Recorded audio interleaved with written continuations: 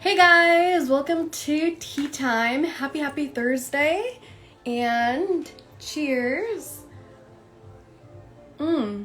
So I don't have tea. I have some juice. You can kind of see it. And I'm juicing. So today is my first day juicing. Not juicing, it is kind of juicing. Juicing, but with the fiber and everything in it, like the blending. Yeah, and I'm gonna try to do a 10-day like juicing cleanse, but at least 3 days. At least 3 days. Hey Amber, how are you? So at least 3 days. When I had COVID, I was really craving like some fruits and some veggies, and I was really craving to like juice, but I couldn't do it. So now that I'm feeling so much better and that everything seems like it's back to the routine, I started juicing. So Amber said when I used to do that at work, people would make fun of me. Ha! You should have said like, how's your poop, guys? That'd have been funny. Hey, Efrain!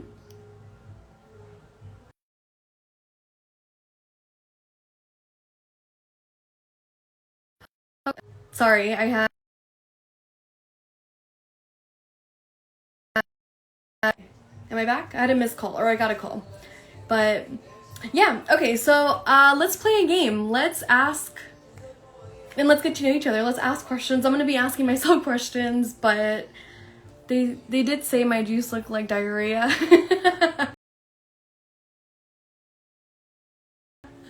It does kind of look like it, huh? It's sweet, awesome, healthy diarrhea. Like, I don't know about sweet, but you know what I mean. It's healthy diarrhea that we're eating.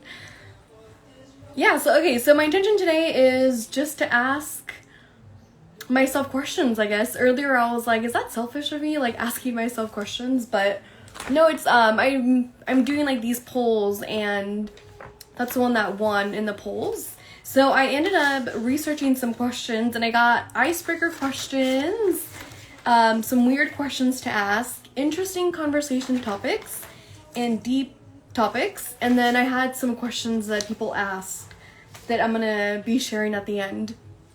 So I'm gonna ask these questions to myself, and I'm gonna ask you the same. So it's like, what do you guys think too?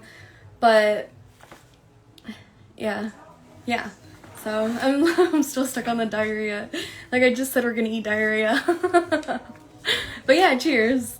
So okay, so icebreaker question. The first one is, oh, and this is also, I want to give credit to mantintelligence.com. I think that's like how you pronounce it.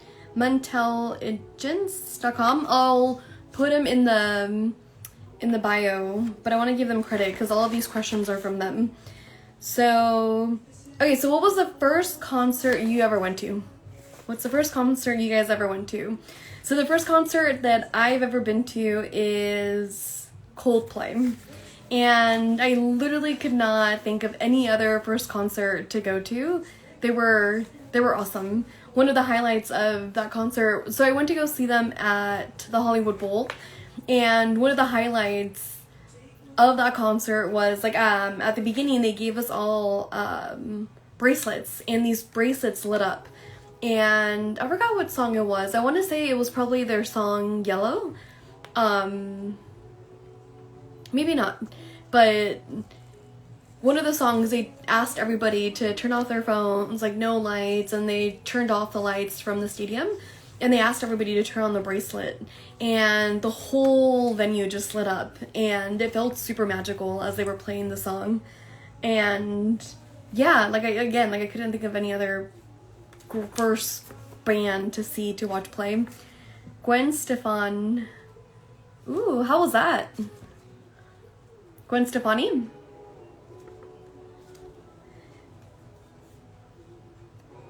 Okay, the second question is, if you were to get a tattoo, what would it say, or what would the graphic be? So where would you get a tattoo, Amber? Or Efrain, and what would it be? Good. So the tattoo that I would want to get, that I'm waiting to get in a way, is on here. I don't know what this part is called, but I would love to get, so many of you guys know that I follow, not that I follow, like I'm a devotee, I listen to talks and I follow his teachings from Baba, Maharaji, and one of the things that he's shared before with his devotees is, once I have your hand, I won't let go, even when you let go. So I would love to have that here. Something on those lines, like, oh, you know, like even when I let go, or even when I am so much in my head, or when I feel lost or lonely, it's like he's still holding my hand, like he's still guiding me. So Amber said, I can't decide. I saw Akon rip off his shirt. Wait, is this at the Gwen Stefani concert? He was there? I remember being into his music in like 5th grade. I can't forget, I don't remember the song that I was into, but there was one that was like, I see you grinding, that one, up on the floor. But I would literally like get home from school and just play it. He did an opening show. Okay. Rip off his shirt. I thought it was funny. Yeah. Okay, the other question is, what was your first record, tape, or CD that you ever owned? So mine was Hilary Duff. Did you ever get into Hilary Duff? To this day, okay, not Hilary Duff, actually, Lizzie McGuire. So I grew up with That's So Raven and Lizzie McGuire, and I was so obsessed with Lizzie McGuire and Hilary Duff. And I remember my sister buying me all of her CDs and like her movie when it came out, and I think she had like another movie too, and super obsessed with her. Like even now, I think about like whenever I go out into public and do public speaking, like in venues, one of the songs that I want to play before and after is What Dreams Are Made Of. Super fucking awesome song. I still jam to it in my car. It brings me back to just being in that space as a little kid, and also it has like some really good lyrics too though, like my dreams, right? This is what dreams are made of. So Efrain says, for his tattoo, a cool tribal sun on my shoulder. Ooh, that'd be really cool. Just, Amber said, I don't even remember CD. I want Liz McGuire to come back. Me too. Didn't it come back for a little bit, but it didn't kick off? I know That's So Raven came back, and her friends have kids now. But I also don't know if that lasted. So Efrain said, Snoop Dogg Doggy Style. I don't think I've heard of that song. Snoop Dogg.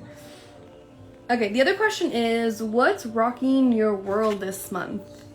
What's going on? What's going on in your guys' world? What's rocking it? And I guess in my mind, rocking your world means like a good thing. Like what's the highlight, or what's something that you're excited for, or that you're striving in this month? So something that's rocking in my world this month that I'm super stoked about is guiding meditation in public. And next Friday, I'll be guiding meditation at the farm in Irvine, Tananka Farms. And I'm super stoked for that. And that's like the highlight of this month, really. And it's giving me more encouragement to seek out like other coffee shops or other venues to guide meditation. What else is rocking my world this month? Trying to think. Let's see. I think we're booking tickets this month to go to Mexico. That's another thing that I'm excited for. I'm going to be going to Mexico City in August. Cross fingers. I hope that happens. Still up in the air. And then Amber said, trying to focus more on mental health and taking care of myself. So pedicures and massage meditations. What's massage meditations? Oh, I wish we lived closer. I'd be so with you on those manicures and pedicures. Like, let's do it. Let's go. Super down. Mental health. Okay, let's see. What about you, Efrain? I don't know if you're still here. What's rocking your world this month? I'm excited for the live that you have coming on with your wife.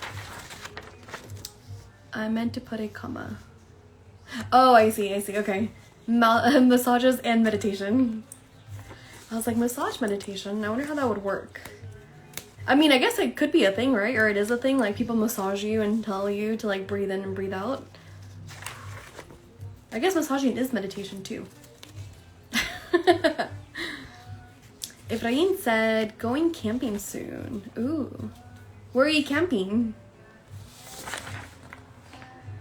Okay, so I'm gonna turn the page and weird questions to ask.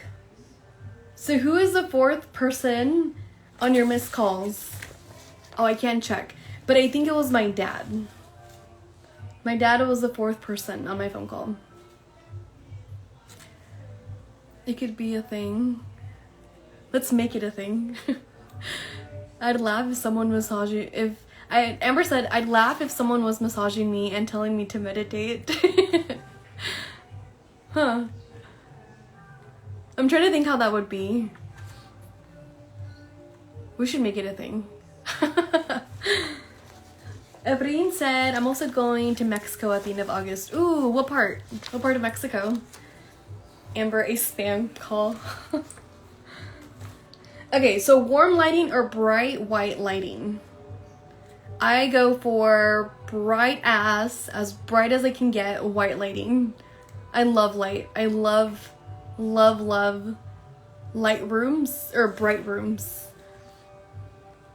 And I love like just natural light too. This morning, like I love Thursdays. I totally love Thursdays. Part of my routine Thursdays is like I deep clean not deep clean sometimes, but clean the house. And one of the things that I do is just like open up all the windows.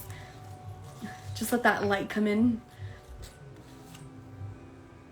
So, Efrain said a coaching client for his fourth call. Ooh, I'm going to Mexico City. Or, I mean, you too. Me too.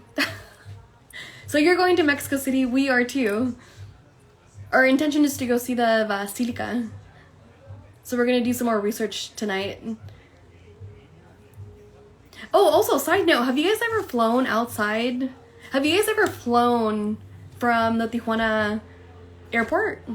Because that's what my friend and I are looking at, but we're trying to do more research on how to cross the border and like the transportation and the tickets in Tijuana. Like we were looking at them and some of them have like extra fees and they have the express and we were a little confused about it. So if you have any tips from flying from TJ to another part of Mexico, let me know. So Amber said bright during the day, warm at night. Oh yeah, that makes sense. Warm at night. Yeah. I usually have my little light, like orange-ish, yellowish in my candle. Okay, so the other question is, what historical figure would you like to have a chat with? Okay, so this is gonna be super random and maybe not expected, but I would love to have a conversation with Hitler. So, yeah. Okay, thank you, Amber. Hey, Daryl. I almost forgot your name for a second. Okay, so the question is, what historical figure would you like to have a chat with?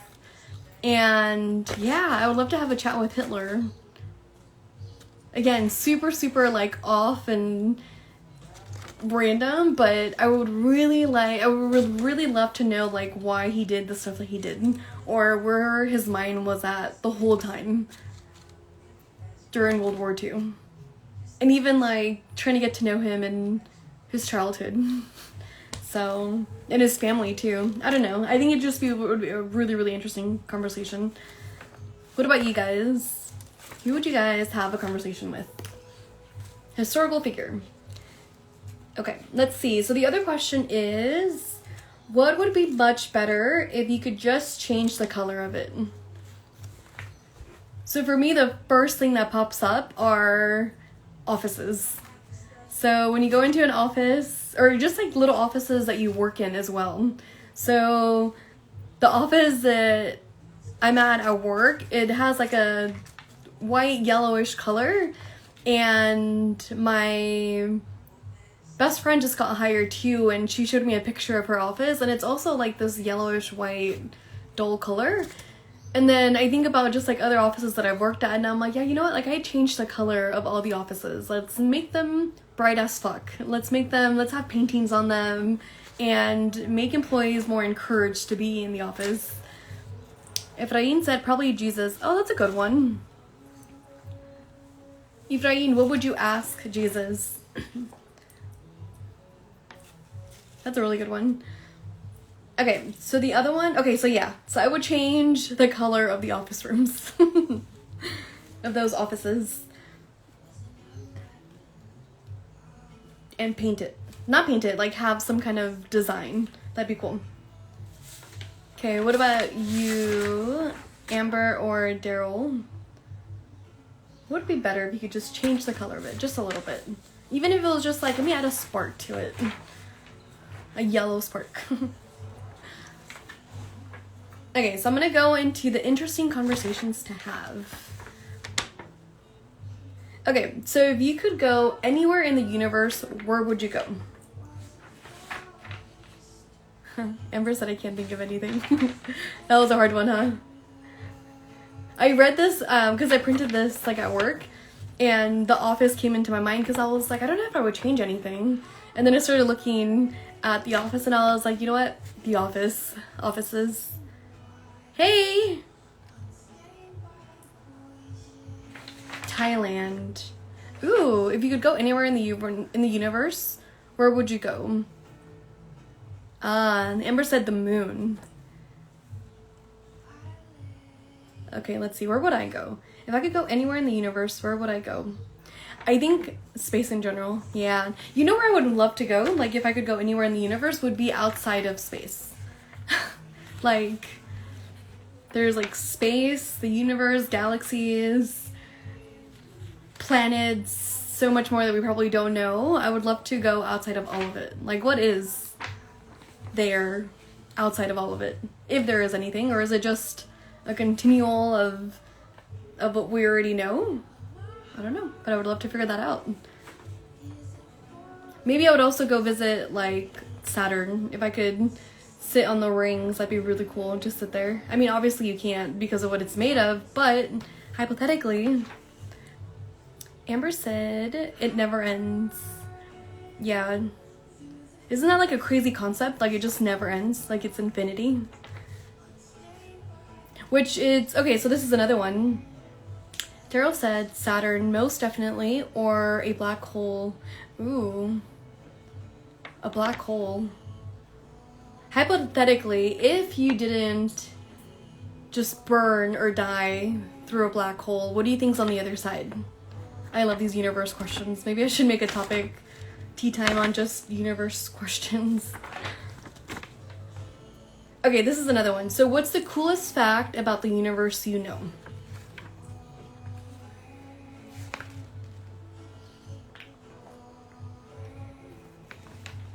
So the first thing that comes up for me, because I think about it sometimes here and there when I'm looking up at the sky, is how whenever we're looking up, we're actually looking at history. And how like the stars that we see, or the twinkles, or the whatever it is that we're looking at, like we're looking at thousands and millions of years before. I don't know if you guys have heard of that before. Like, I've read here and there where, like, if there was another planet many, many light years away, and they look out into the universe and they see Earth, they wouldn't see towers or cities or roads. Like, they would still see dinosaurs. Let me know if this is like a true fact. I believe it's a true fact, but super crazy. That's the coolest fact that I think I know about the universe. Okay, so here's another one. If you could ask God a question, what would it be? That's kind of like, Ephraim, like, what would you ask Jesus?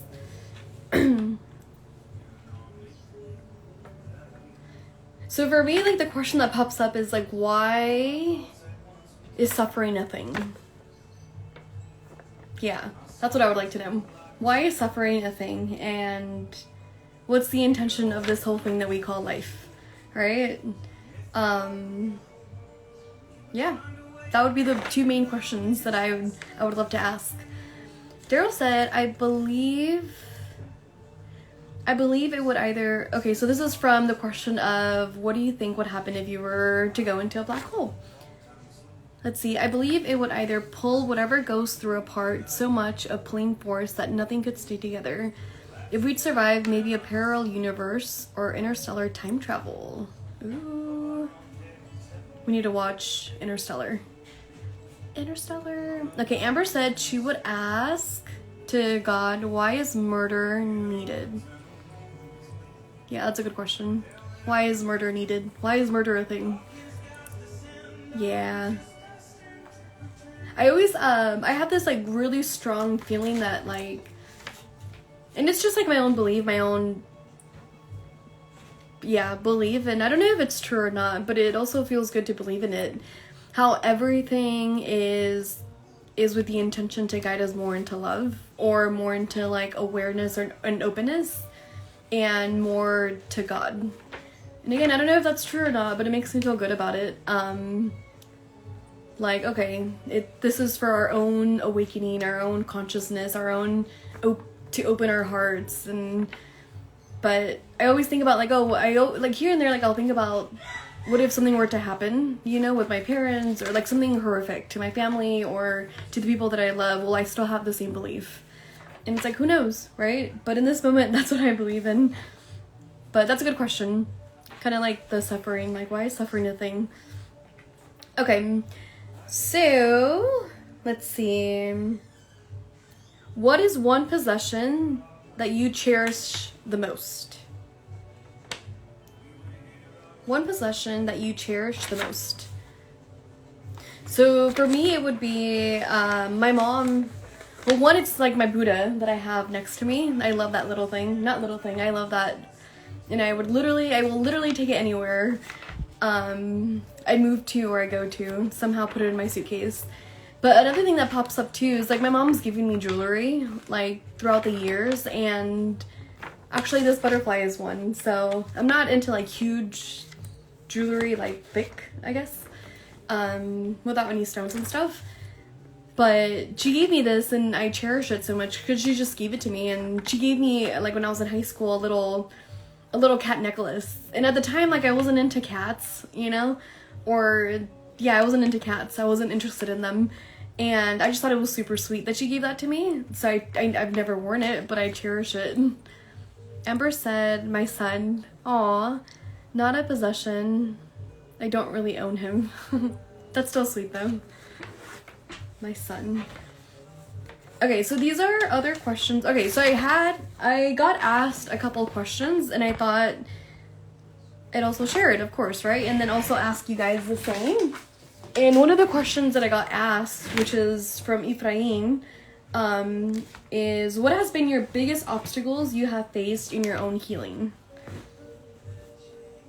And that goes back to you guys too. Like, what's one of the biggest obstacles that you guys have faced in your own personal, maybe, like, self-development, growth, or journey?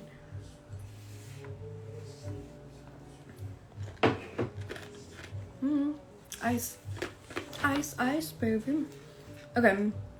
So, one of the biggest obstacles that I have faced through my healing journey is being in the feels. Hey, Liz. So the question is, what has been your biggest obstacles you have faced in your healing journey? So your biggest obstacles that you have faced maybe in your self-development journey, in your own growing journey, in your own seasons.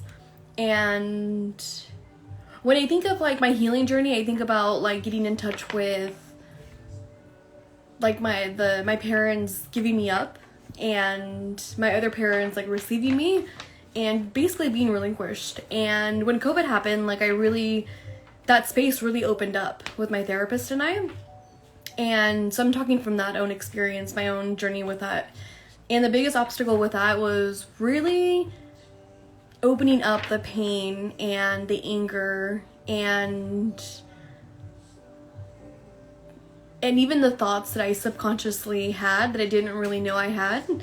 Like, one of the things that kept popping up over and over again that I remember asking myself as a little girl when I found out that I wasn't my parents' daughter, was like, oh, if my own birth mom didn't want me, then who would want me? And really getting in touch with that thought and the feelings with that thought was like the biggest obstacle. Yeah, so Amber said, motivating myself to get out of the funk and off the bed to do the work. Amber, how do you motivate yourself or get yourself out of the funk? So if anything, thank you for asking that question. It keeps popping up for me to share that journey, to share that space, and it's a little vulnerable and it's a little scary because my family watches this stuff, my family, and I worry about them, and just hearing them more about this journey through social media. But it is something that I still want to share, and something that I also want to guide my career and my path to is in that space. But yeah, Amber said, I had no idea this part of your life. Yeah, we gotta talk. We have so much to catch up on. It was never a thing to share either, growing up or being an adult. Amber said, mind games, lol, trying to find my mind and try and ignore the negativity. Mind games. I like how you name it, mind games. Yeah, that's hard. This weekend too, I got like super in my head talking about like mind games and being in that space of my own mind, and it's like, I can't get out of it. And the more I tried to get out of it in a way, like the more it felt like I was in it, and the more it felt like overwhelming. Working out helps me. That's good. That's really good. Working out. Okay, so the other question that I got asked that I'm super curious to hear what you guys have to say. And with this one, I don't know really like my perspective or where I'm at with it. So I'm going to share just speaking out loud, and you're so more than welcome to share speaking out loud as well. So I got asked, what does sexuality mean to you and how do you express your sexuality? And I literally just got asked that this morning. So I was like, usually, you know, when I get asked a question, I don't have like specific thoughts formed. Like I'll do a little more research and I'll like read people's opinions or read the definitions and like try to gain other perspectives and then think about like my own life and my own experiences, and I kind of put it all together. But this morning I was like, oh, like I'm sure I have a perspective, but I never really like thought about it in depth. So if you guys have an answer to this, let me know. What does sexuality mean to you and how do you like to express your sexuality? So I looked it up and I liked this definition the most out of all the definitions that I looked up, and it was from Better Health. So this is what it says. So we can go off this definition a little bit. So sexuality is about your sexual feelings, thoughts, attractions, and behavior towards other people. You can find other people physically, sexually, or emotionally attractive, and all those things are part of your sexuality. Sexuality is diverse and personal and important, and an important part of who you are. So I like that definition. And what came up for me too is like, oh, maybe it's also like how we define ourselves in our sexual orientation and how we decide to express that. And I was like, okay, so what does sexuality mean to me, right? And I like that definition.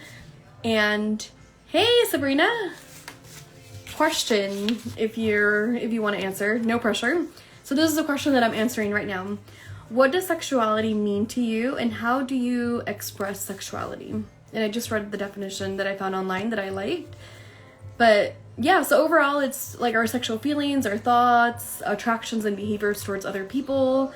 And it's personal to everybody. So for me, I was like, okay, like how do we define ourselves in that space of sexual orientation and who we are? So speaking out loud, totally pondering on it. And the first thing that came up to me when it came to that space was I'm really open and direct when it comes to my sexual feelings, and I've always been in that space since I was younger. So if I was attracted to you emotionally, physically, sexually, I would literally not waste any time and just share it directly to the person. And see what came out of it after that. I was super open with it. So that's the way that I would express it when I was younger, and now it is still similar where it's like I'll express it. And having a partner now, for me, what it means is like being in a space of like open communication and still sharing my thoughts, my feelings, and expressing it to my partner, and being in that space of like non-judgment, and just like right now, just that space of speaking out loud, and whatever comes through comes through. Sabrina said, I believe having clear communication and sharing with that person. Yes, clear communication. I love it. Clear and open communication for sure. Hey Alex, question if you'd like to answer. What does sexuality mean to you, and how do you express your sexuality? So yeah, and then also I was thinking about, okay, like how do I express it, right? Like one of those ways is that like if I have a partner, which I do now, it's like expressing and having that space of clear and open communication and going back and forth with it.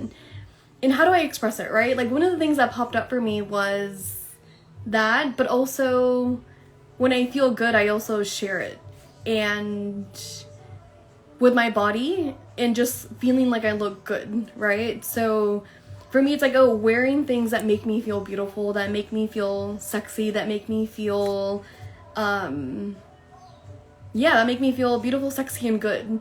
And literally not caring what the world is saying or what the style is, or of course, like there's a place to wear certain stuff. Like I'm not gonna wear like a bra type of shirt at a church, you know, like but it's still wearing what makes me feel beautiful, sexy, and good.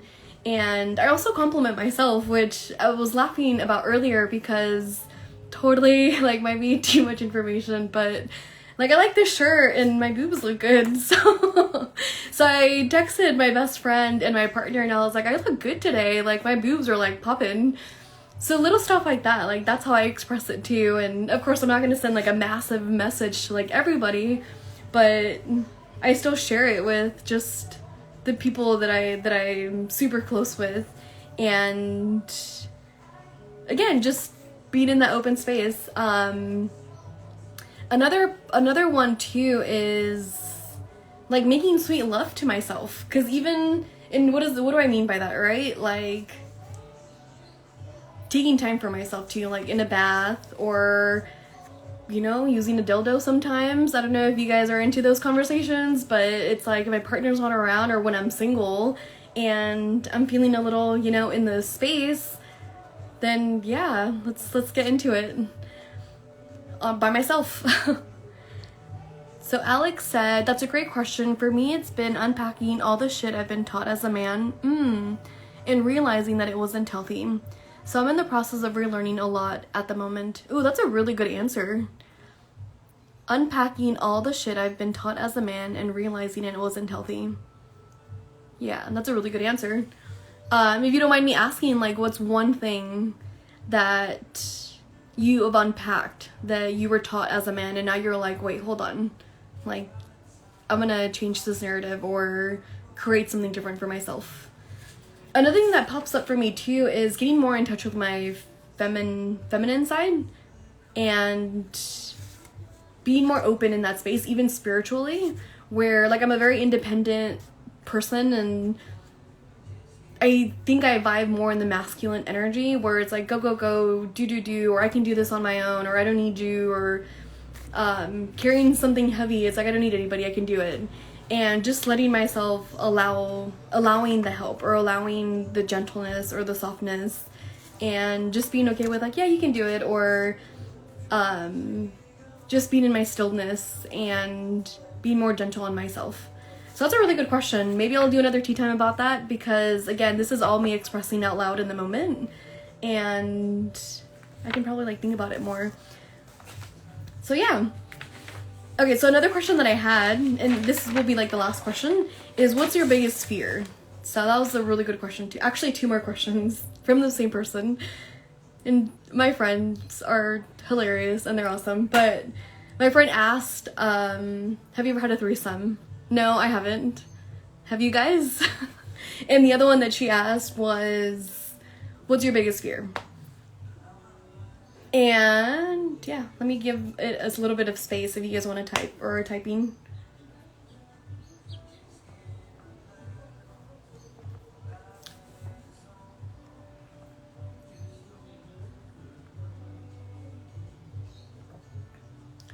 Alex said, I did not have positive male role models growing up, so I saw a lot of toxic masculinity, probably said it wrong, masculinity and machismo growing up. Now I know better and choose to be better.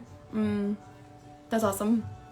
I did a video with Efrain, which I think you know him, about that toxic masculinity and machismo, and how weight is like super heavy on many men.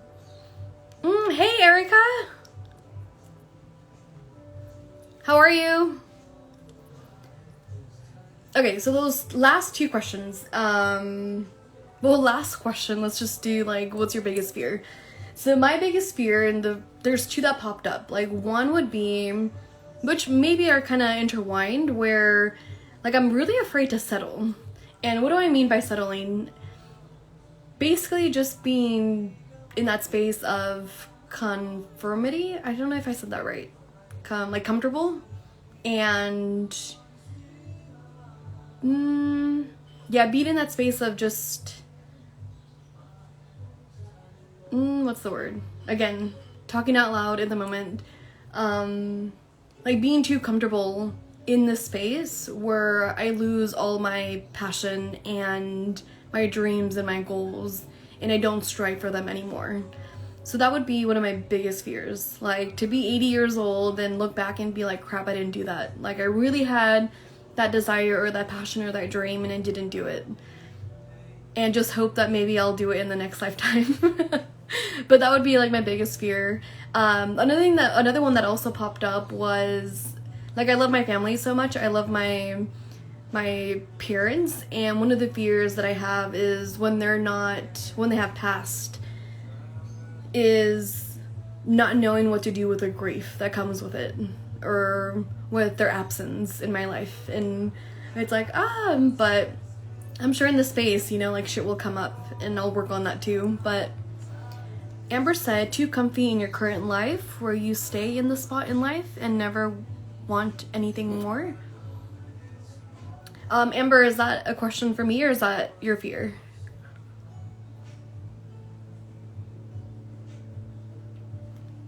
Yeah. So yeah, guys. So much love. But I'm gonna wait till Amber answers that. Actually, I wanted to share a poem with you guys, and I'll end it with this poem because Efrain asked me that about my biggest obstacle. I was trying to help you. Oh, let's see. Oh, okay. Yeah. When you got stuck. I know, that's the thing with these lives where the comments, like I'm talking, and then the comments come through, and now I'm like, sentence number 10.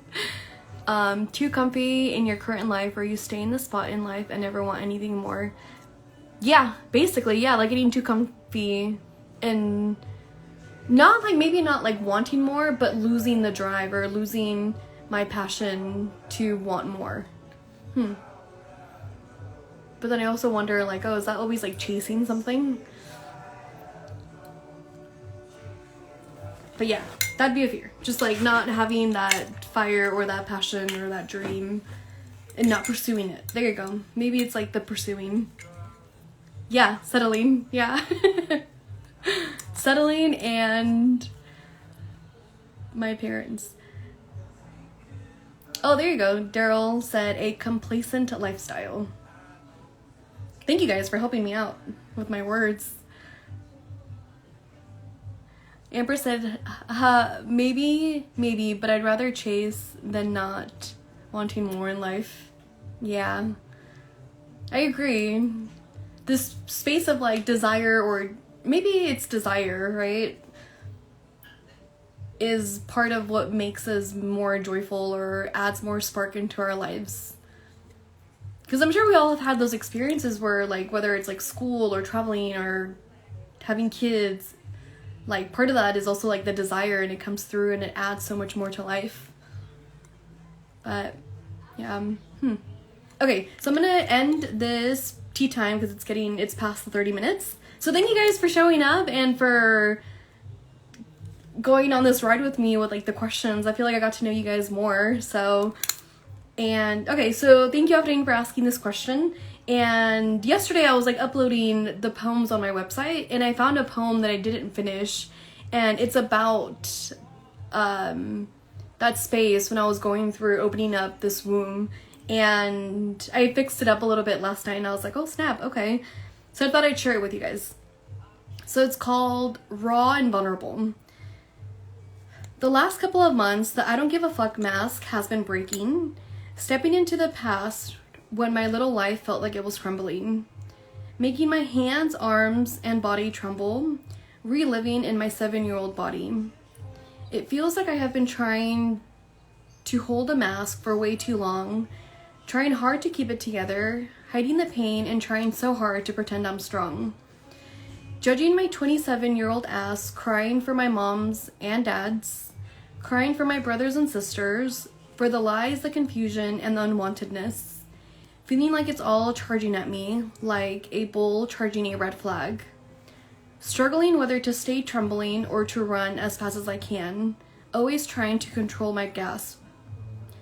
Desperately wanting answers, troubled and confused, feeling like death is more peaceful.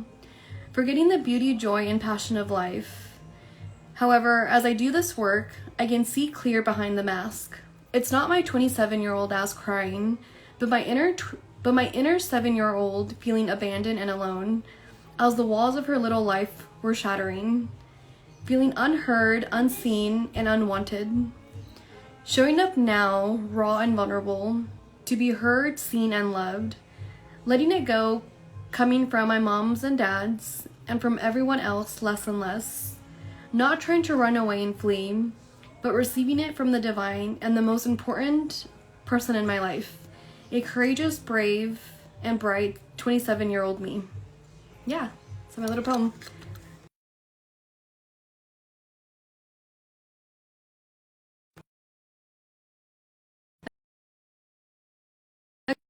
Okay, got another phone call. Okay, so much love, guys. Thank you guys for showing up. Mwah. Kisses.